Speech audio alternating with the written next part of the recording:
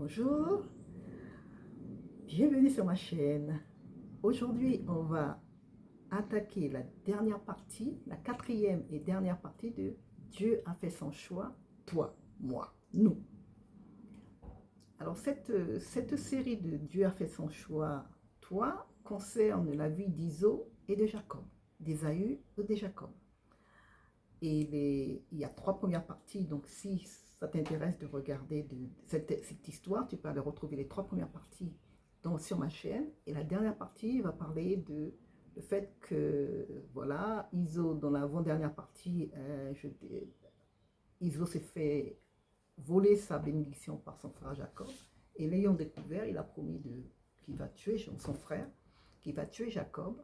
Et Rebecca, l'ayant entendu dire, l'ayant ouï dire, est allée voir son mari, est allée voir Isaac et a demandé à Isaac de faire partir Jacob de ce...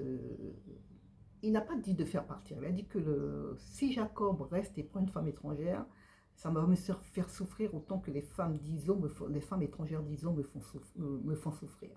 Donc Isaac a appelé son fils Jacob et lui a dit que de ne pas prendre une femme étrangère, de ne pas prendre une femme parmi les femmes étrangères qu'il y a ici, mais je voudrais bien que tu ailles chercher une femme parmi la famille de ton père, la famille de ta mère, la famille de ta mère. Donc Jacob a écouté son père et effectivement Jacob est parti. Et est arrivé dans le pays de son oncle, dans le pays de sa mère, où vit son oncle, Laban. Et donc, il s'est renseigné auprès des bergers qu'il a rencontrés, et les bergers lui ont dit, effectivement, tu es bien dans le pays de ton oncle, tu es bien dans le pays de Laban, et en effet, regarde, une de ses filles arrive, Rachel, une bergère, elle arrive pour faire boire les brebis, les moutons. Donc, quand Jacob a rencontré sa cousine, ils se sont embrassés, ils se sont pleurés. La cousine Rachel est partie le dire à son père. Son père est venu accueillir Jacob, a invité Jacob à habiter chez lui. Et pendant un certain temps, Jacob a habité chez lui, a travaillé. Et au bout d'un certain temps, Laban lui a dit, mais tu ne vas pas continuer à travailler pour moi pour rien. Quel est ton salaire? Et Jacob lui a dit, eh bien, je travaillerai pour avoir ta fille Rachel je travaillerai pendant 7 ans. C'est lui qui a donné le nombre d'années, qui va travailler pendant 7 ans pour avoir Rachel. Et Laban est d'accord, effectivement, hein, être sous l'esclavage comme ça pendant 7 ans pour avoir une femme, tu vas avoir un bon travailleur pendant 7 ans pour ta fille, et tu es obligatoirement content de cette histoire. Et donc, il va travailler pendant 7 ans pour avoir Rachel, et au bout de 7 ans, je pense qu'il n'a pas vu, il voyait que Laban ne donnait pas sa femme, il a dit, eh, oh, les 7 ans sont écoulés là.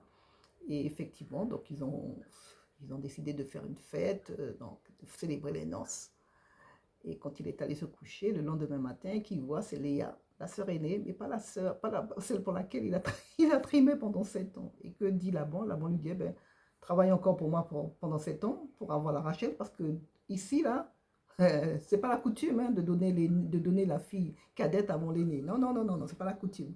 Il lui a pas dit avant, il lui dit au bout de 7 ans qu'il a travaillé pour. Hein.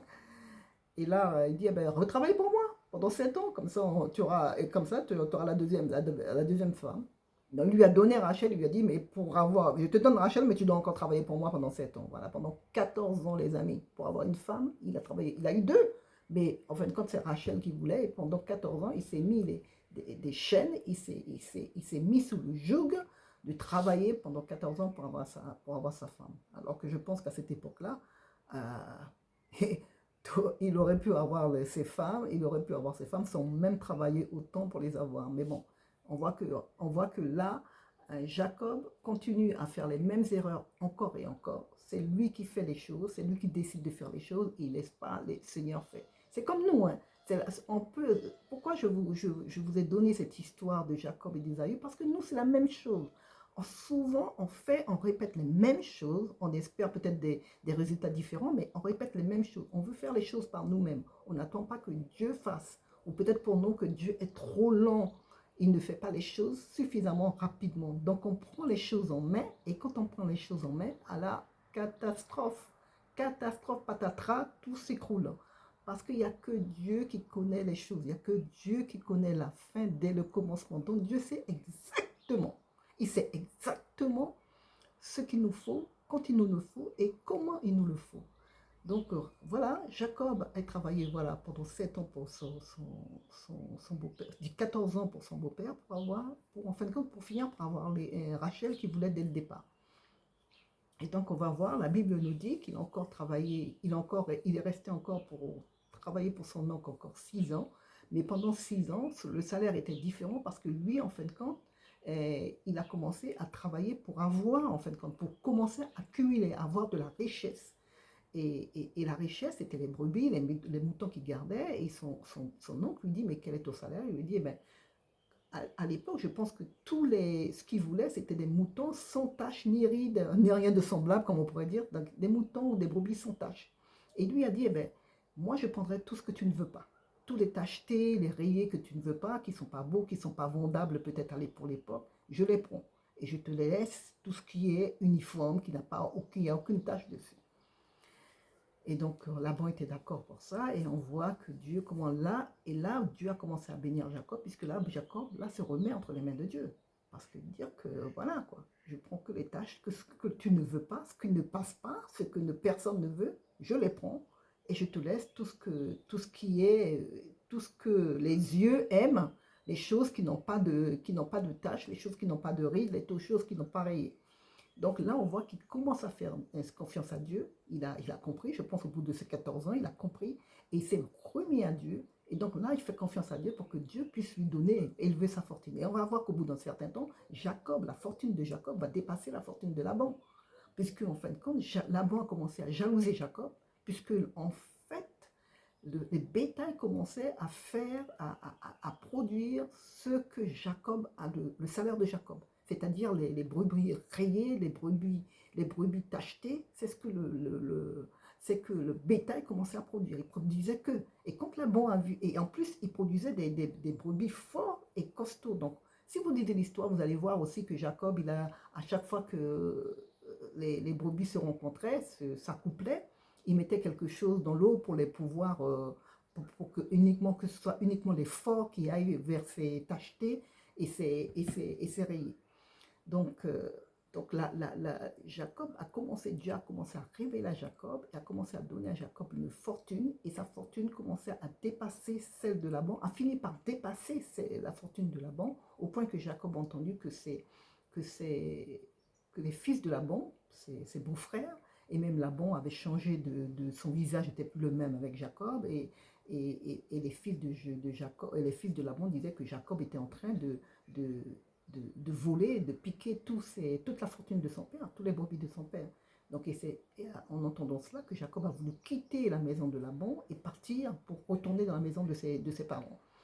Et il ne l'a pas fait en disant au revoir à Jacob, il l'a fait, il est parti, il a fui quoi. Donc il a fui la maison de Jacob, il a fui la maison de son oncle, il n'a pas osé lui dire, il en a parlé à ses femmes, et il a pris ses enfants et il est parti. Donc c'est 11 enfants, parce qu'entre-temps il a eu 11 enfants, il n'y avait pas encore le dernier Benjamin que Rachel attendait, mais il avait 11 enfants, donc ils sont partis, ils ont pris la fuite.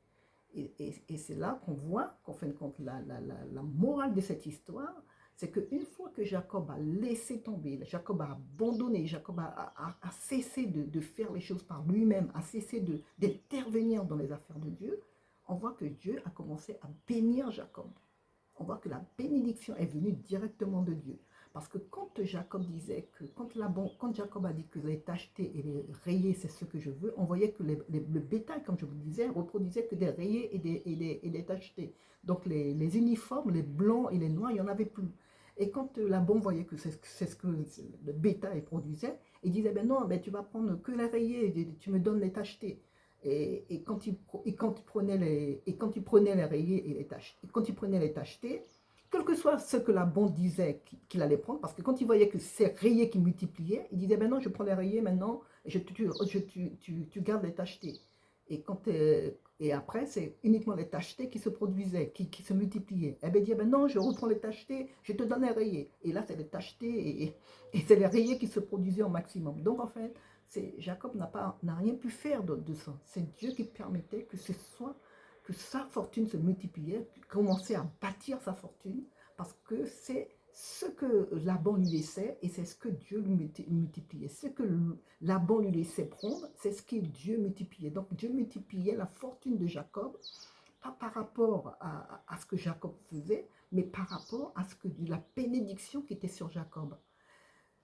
C'est de même que si vous regardez l'histoire d'Abraham et de Lot, quand ils ont fallu se séparer, bah Abraham a dit à Lot, si tu vas au nord, je vais au sud. Si tu vas au sud, je vais au nord. Choisis-toi. Et ce qui me reste, ce qui reste, c'est ce que je prendrai. C'est ce qu'on devrait toujours faire. Dire aux autres, choisis, prends ce que tu veux. Et ce qui reste, je prendrai. Parce que ce n'est pas nous qui allons multiplier. En faisant confiance, c'est Dieu qui va multiplier pour nous. En faisant confiance à Dieu, on va voir que Dieu multiplie ce qu'il nous donne. Nous, on peut pas multiplier. On peut pas multiplier les choses. On peut pas multiplier les choses comme Dieu va le multiplier. Nous, on pense que nous, on est là, étant qu'humains, étant que chrétiens, pour trimer, pour bûcher. Mais non, Dieu, à la création, ne n'a pas créé Adam et Ève pour travailler pour pouvoir vivre, pour avoir un salaire. Dieu n'a pas créé. C'est le péché qui a fait que maintenant, on est tous en train de bosser pour avoir un salaire. Mais à la création, c'était pas ça. À la création, il n'y avait pas de salaire. Dieu, c'était pas le but de Dieu que nous travaillions pour pouvoir avoir un salaire. C'était Dieu, on travaille, mais c'est Dieu qui multiplie. C'était en fin de compte, on pouvait travailler, mais c'est Dieu qui multipliait.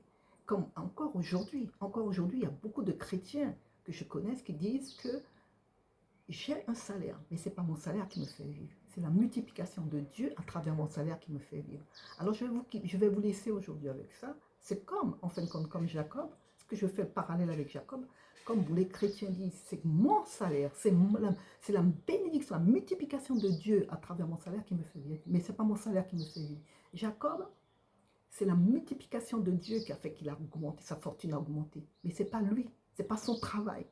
Ça, il ne pouvait pas dire qu'aujourd'hui, les brebis allaient produire, les brebis qui attendaient des petits allaient produire uniquement des rayés quand Laban lui laissait des rayés, ou uniquement des tachetés quand Laban lui laissait des tachetés. C'est Dieu qui a permis que la fortune de Jacob augmente, son bétail augmente. Et nous, c'est pareil.